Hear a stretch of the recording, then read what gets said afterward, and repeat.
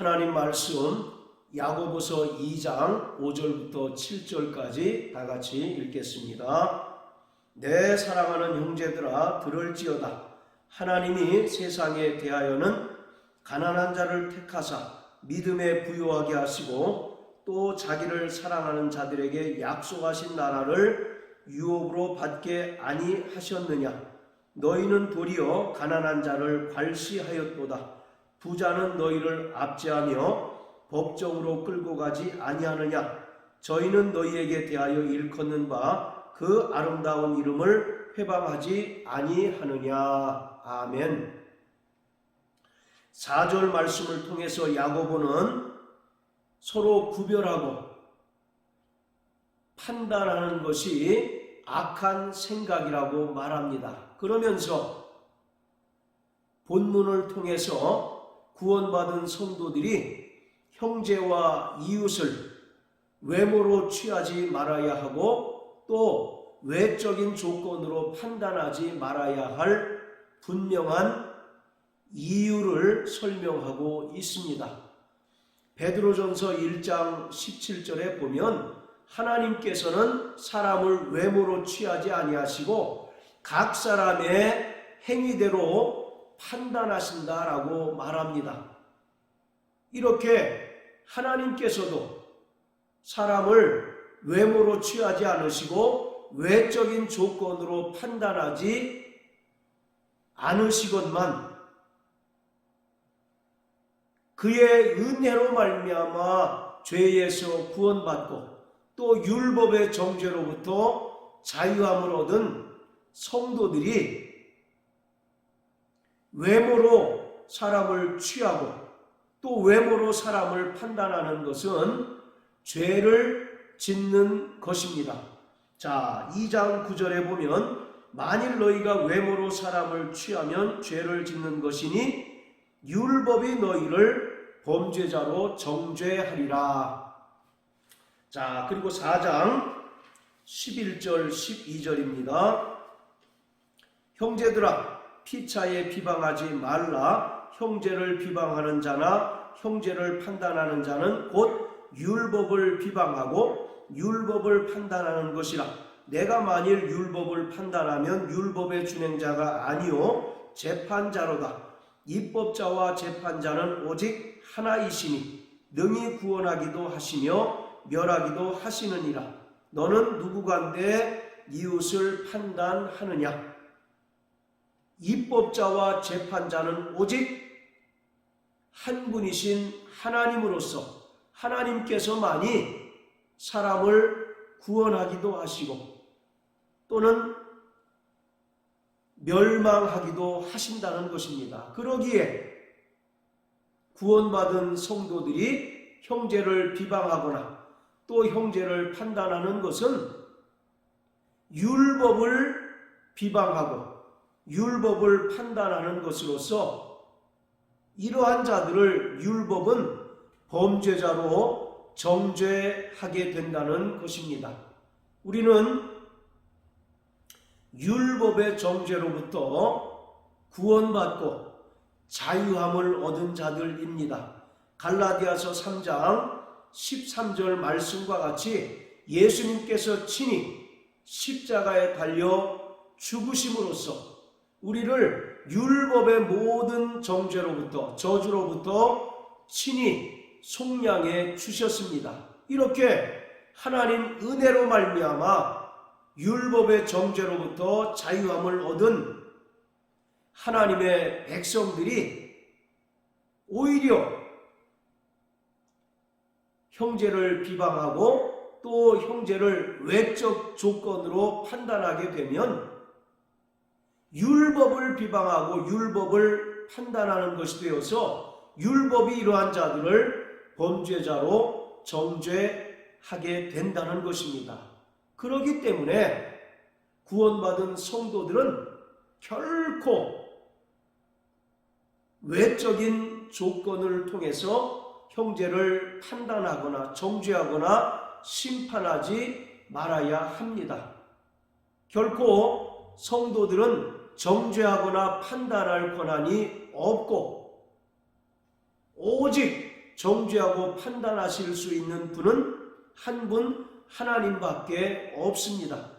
그렇기 때문에 구원받은 성도들은 그리스도 예수 안에서 서로 용서하고 또 허다한 죄를 덮어주는 그 은혜를 나누는 자가 되어야 하지, 형제의 그 외적 조건으로 판단하고 또 비판하게 되면 자신도 동일한 판단과 비판을 받게 된다는 사실을 분명하게 깨달아야만 합니다. 자, 마태복음 7장 1절부터 4절까지입니다. 비판을 받지 아니하려거든 비판하지 말라. 너희의 비판하는 그 비판으로 너희가 비판을 받을 것이요 너희의 헤아리는 그 헤아림으로 너희가 헤아림을 받을 것이니라. 어찌하여 형제의 눈 속에 있는 티는 보고 내 눈 속에 있는 들보는 깨닫지 못하느냐? 보라, 내 눈 속에 들보가 있는데 어찌하여 형제에게 말하기를 나로 내 눈 속에 있는 티를 빼게 하라 하겠느냐? 여기서 비판이라고 하는 말은 심판하고 정죄하고 판단하는 것을 말합니다. 야고보 4장 12절 말씀처럼 오직 구원하기도 하시고 또는 멸하기도 하시는 분은 하나님 한 분밖에 없습니다. 그런데 구원받은 성도들이 형제를 비판하게 되면 그 비판으로 자신도 비판을 받게 되고 그 헤아림으로 동일하게 헤아림을 받게 된다는 것입니다. 그러면서 3절 4절에 보면 자기에게 있는 들보는 깨닫지 못하고, 즉 자기에게 있는 커다란 허물이나 약점은 깨닫지 못한 채 오히려 형제의 눈 속에 있는 티, 보잘것없고 작은 약점과 허물을 들춰내고 그것을 정죄하고 판단하게 되면 오히려 자신은 더 큰 비난과 정죄와 판단을 받게 된다는 것입니다. 마태복음 5장부터 7장까지는 예수님의 산상수훈입니다. 산상수훈은 이 땅을 살아가는 천국 백성들이 하나님의 백성으로서 이 땅에서 어떻게 살아야 하는지를 구체적으로 주님이 설명해 주신 내용인 것입니다. 비록 육신은 이 세상에 속하여서 이 땅에서 나는 것으로 먹고 마시고 취하지만 본질적으로 구원받은 성도들은 하늘에 속한 자들입니다. 그렇기 때문에 하나님 나라의 삶을 이 땅에서 살아야 하는데 7장 1절부터 4절까지의 말씀을 통해서 주님께서는 하나님 나라 백성으로서 이 땅에서 살아가는 동안 철저하게 이웃과 형제를 정죄하지 말라는 것입니다. 심판하거나 판단하지 말라는 것입니다. 왜냐하면 그리스도 안에서 구원받은 하나님의 자녀라 할지라도 여전히 연약하고 불완전한 존재이기 때문에 서로의 허물을 들춰내고 또 서로의 약점을 통해서 비난하고 정죄하게 되면 그것은 온전한 하나님의 백성이 아니라고 말하고 있습니다. 그렇기 때문에 구원받은 성도들은 외적인 조건이나 외적인 모습을 통해서 결코 형제와 자매를 정죄하고 판단하지 말아야 합니다. 이것은 바로 죄를 짓는 것이다 라고 야고보는 말합니다. 자, 그렇다면 외적인 조건을 통해서 판단하는 것이 왜 죄가 되는 것일까요? 창세기 3장 22절은 그것에 대하여 우리에게 분명하게 해답을 제시해주고 있습니다. 창세기 3장 22절에 보라, 이 사람이 선악을 아는 일에 우리 중 하나와 같이 되었다라고 말씀합니다. 하나님께서 범죄하고 타락한 아담을 향하여 선악을 아는 일에 우리 중 하나와 같이 되었다라고 말씀하신 것입니다. 여기서 선악을 아는 일이라고 하는 것은 심판하고 정죄하고 판단하는 일입니다. 오직 심판하고 판단하는 일은 하나님의 권한에 속한 것인데, 하나님께 범죄하고 타락한 인간은 자신을 하나님의 반열에 스스로 올려놓고 자신이 마치 하나님인 양 다른 사람을 열심히 정죄하고 판단하고 선악을 아는 일을 하게 된다는 것입니다. 이처럼 선악을 아는 일은 하나님께 범죄하고 타락한 인간들에게 가장 일반적이고 보편적으로 나타나는 특성이라는 것입니다. 그런데 구원받은 성도들마저 이러한 일반적인 죄인의 특성을 나타내서는 안 된다는 것을 야고보가 강조하고 있습니다.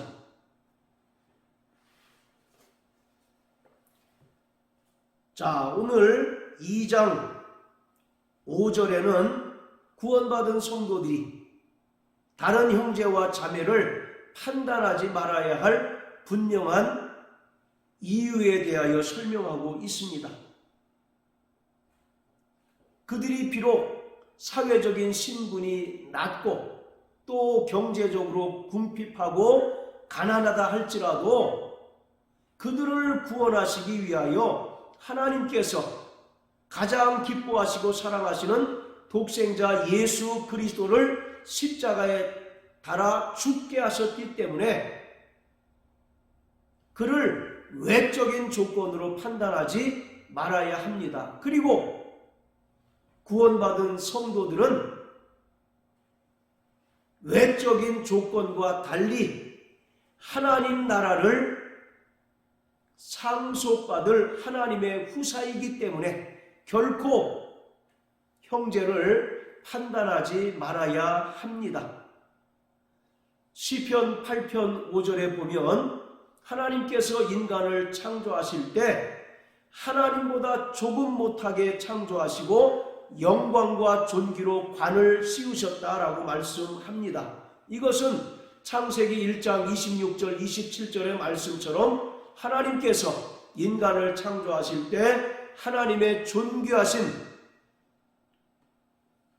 형상과 그 모양을 따라 지으셨다는 것을 말씀합니다. 다른 피조물들은 각각 그 종류대로 창조하셨지만 하나님께서 인간만은 특별한 섭리와 계획 하에서 하나님의 형상대로 창조하셨습니다. 즉 하나님보다 조금 못한 존재로 지으시고 영광과 존귀로 관을 씌우셨습니다. 그렇기 때문에 살인하지 말아야 하고 이웃에게 거짓 증거하지 말아야 합니다. 형제를 살인하고 거짓 증거하는 것은 하나님의 형상을 파괴하는 것이기 때문에 그것이 죄라는 것입니다. 마찬가지로 하나님의 형상대로 지음받았고 또 예수님의 그 십자가 피로 말미암아 죄사함 받고 구원함을 얻어 하나님의 자녀가 되었고 영광스러운 하나님 나라를 상속받을 하나님의 후사가 된 자들을 사회적인 신분이 낮다는 이유로 또 경제적으로 가난하다는 이유로 그를 정죄하고 판단하는 것은 크나큰 죄를 범하는 것입니다. 그리고 7절에 보면 외적인 조건으로 형제와 자매를 괄시하고 또 법정으로 끌고 가고 또 판단하는 것은 그 아름다운 이름을 회방하는 것이다 라고 말합니다. 여기서 그 아름다운 이름은 예수 이름을 말합니다. 빌립보서 2장 9절에 보면 하나님 아들 예수께서는 이 땅에 말씀이 육신이 되어 오셔서 십자가에 달려 죽기까지 하나님 아버지께 복종하셨고 아버지의 뜻을 이루셨습니다. 이에 하나님 아버지께서는 그를 죽은 자 가운데서 살리셨고 또 하늘로 올리우사 영광의 보좌에 앉게 하시고 모든 이름 위에 뛰어난 예수 이름을 주셨습니다. 그리고 그 이름 앞에 모든 피조물이 무릎 꿇고 경배하게 하셨고 그 이름으로 주로 시인하게 하셨습니다. 또 히브리서 1장 2절 3절에 보면 예수 이름은 모든 피조물과 천사들의 이름보다 더욱 아름다운 이름이라고 말합니다. 성령은 우리 안에 예수 이름으로 오셨습니다. 그래서 고린도전서 3장 16절에 보면 너희는 하나님의 성전인 것과 성령이 너희 안에 거하는 것을 알지 못하느냐라고 말씀합니다. 구원받은 성도들에게는 예수 이름으로 성령이 내주하고 계십니다. 그러기에 구원받은 성도들은 하나님의 성전이 되었습니다. 구약의 하나님의 성전은 하나님의 이름을 모셔두고 그 이름을 분양하기 위해서 지은 것입니다. 따라서 구원받은 성도들이 하나님의 성전이라고 한다면 우리 안에 예수 이름이 모셔둔 것을 의미하고 있습니다. 그런데 이러한 구원받은 성도들을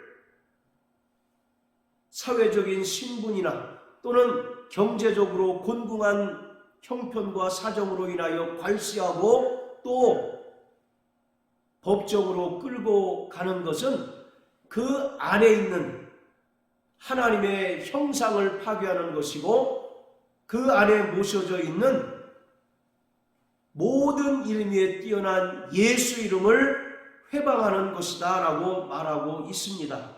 여기서 회방하다 라고 하는 말은 신성모독을 의미합니다. 자, 히브리서 10장 29절에 보면 하물며 하나님 아들을 밟고 자기를 거룩하게 한 언약의 피를 부정한 것으로 여기고 은혜의 성령을 욕되게 하는 자의 당연히 받을 형벌이 얼마나 더 중하겠느냐 너희는 생각하라. 여기서 성령을 욕되게 하다라고 기록하고 있는데 욕되게 하다라고 하는 말과 회방이라고 하는 말이 동일한 의미인 것입니다. 결국 하나님의 신성을 모독하는 것으로서 이러한 자들은 죄 없다 하지 않겠다라고 말씀하고 있습니다. 그렇기 때문에 구원받은 성도들은 오직 하나님의 은혜로 서로를 용서하고 용납하고 또 서로의 약점과 허물을 들춰내서 그것을 정죄하고 판단하기보다 허물을 덮어주는 자가 되어야 합니다. 사랑은 허다한 죄를 덮는다라고 말씀하셨습니다. 하나님께서 우리의 죄를 낱낱이 드러내시고 정죄하셨다면 우리는 결코 아무도 구원받을 수 없었을 것입니다. 하나님 아들 예수께서 흘리신 그 피로 우리의 모든 죄를 간과하셨기에 우리가 그 하나님 은혜로 구원받고 하나님의 용서함을 받아서 하나님의 자녀가 될 수 있었고 또 하나님 나라의 그 영광스러운 후사가 될 수 있었던 것입니다. 그러므로 사랑하는 성도 여러분, 믿음이 있노라 하면서 형제를 판단하는 죄를 범치 않게 되시길 주의 이름으로 축복합니다. 믿음에는 그에 상응하는 행함이 반드시 나타나야 하는데 그 행함의 첫 번째는 형제를 사랑하는 것입니다. 그리고 형제를 사랑하기 위하여서는 그 약점과 허물을 덮어줄 수 있는 사랑이 우리에게 나타나야 하는 것입니다. 예수님께서도 제자들에게 내가 너희에게 새 계명을 주노니 너희가 서로 사랑하라. 예수님께서 너희를 사랑하신 것처럼 너희가 서로 사랑함으로써 내 제자가 된 줄 알겠노라. 이와 같이 말씀하셨습니다. 그러므로 참으로 서로 사랑하는 자 되시길 예수 이름으로 축복합니다. 그리고 형제 눈 속에 있는 티를 발견하거든 그를 위하여 진심으로 축복하며 기도하고 또 형제의 약점과 허물을 사랑으로 덮어주는 그 믿음이 저와 여러분들에게 있게 되시길 예수님 이름으로 축복합니다. 이러한 믿음의 교제 또 형제의 사랑을 통하여 이 땅에 하나님 나라가 더욱더 확장되는 것이 하나님의 선한 뜻이고 그 일에 우리가 일꾼으로 부르심을 받았다는 사실을 분명히 깨닫는 자가 되어야 합니다. 할렐루야.